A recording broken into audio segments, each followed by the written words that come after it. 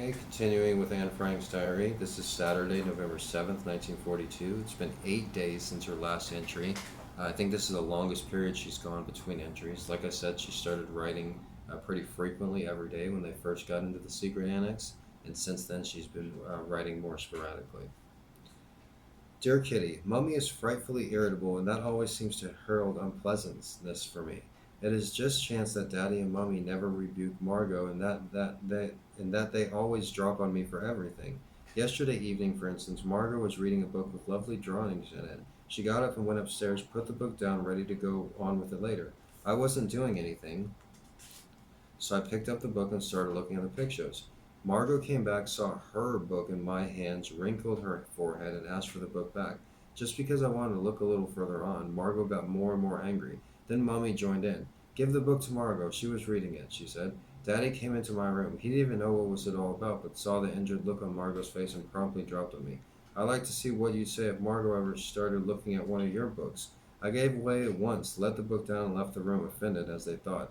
It so happened I was neither offended nor cross, just miserable. It wasn't right of Daddy to judge without knowing what the squabble was about. I would have given Margot the book back myself, and much more quickly, if Mummy and Daddy hadn't interfered.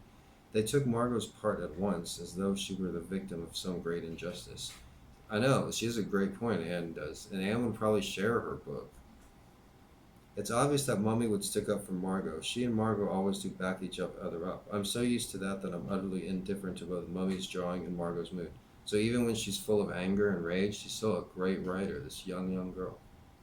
I love them, but only because they are Mummy and Margot. With Daddy, it's different. If he holds Margot up as an example, approves of what she does, praises and caresses her, then something gnaws at me inside, because I adore Daddy. He is the one I look up to. I don't love anyone in the world but him. He doesn't notice that he treats Margot differently from me. Now Margot is just the prettiest, sweetest, most beautiful girl in the world. But all the same, I feel I have some right to be taken seriously too. I have always been the dunce, the never do well of the family. I've always had to pay double for my deeds, first with the scolding and then again because of the way my feelings are hurt. Now I'm not satisfied with this apparent favoritism anymore. I want something from Daddy that he is not able to give me. I'm not jealous of Margot, never have been. I don't envy her good looks or her beauty. It is only that I long for Daddy's real love, not only as his child, but for me and myself. I cling to Daddy because it is only through him that I am able to retain the remnant of family feeling. Daddy doesn't understand that I need to give vent to my feelings over Mummy sometimes. He doesn't want to talk about it. He simply avoids anything which might lead to remarks about Mummy's failings. Just the same, Mummy and her failings are something I find harder to bear than anything else. I don't know how to keep it all to myself. I can't always be drawing attention to her untidiness, her sarcasm, and her lack of sweetness. Neither can I believe that I'm always in the wrong.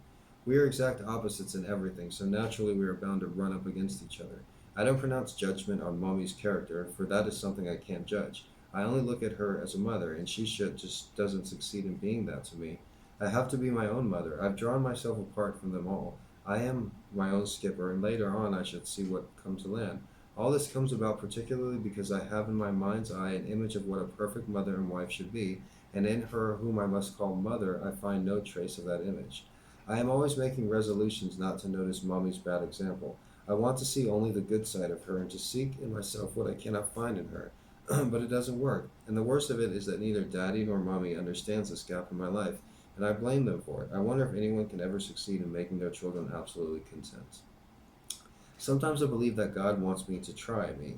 God wants to try me, both now and later on. I must become good through my own efforts, without examples and without good advice.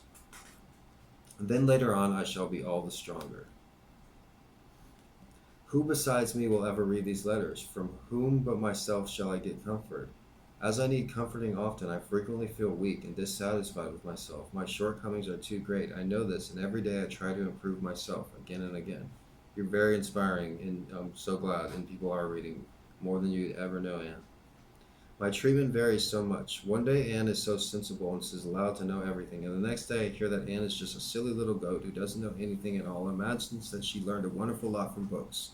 I'm not a baby or a spoiled darling anymore, to be laughed at, whatever she does. I have my own views, plans, and ideas, though I can't put them into words yet. Oh, so many things bubble up inside me as I lie in bed, having to put up with people I'm fed up with, who always misinterpret my intentions. That's why in the end I always come back to my diary.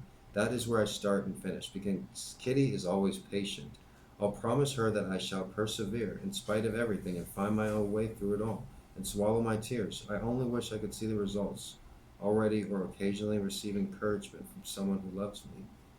Don't condemn me. Remember, rather than sometimes I too can reach the bursting point. That's so sad, when what happens. But this was from the Diary of Anne Frank, one of the most important books of the 20th century, guaranteed.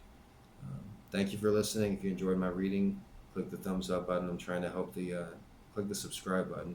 I'm trying to help this channel grow and get a microphone and a light and a background with an actual computer screen. We could be playing Anne Frank's pictures, stuff like that. Or somebody will just take my idea, but nobody can really read as well as I can, so I have that. Thanks for listening and have a nice day.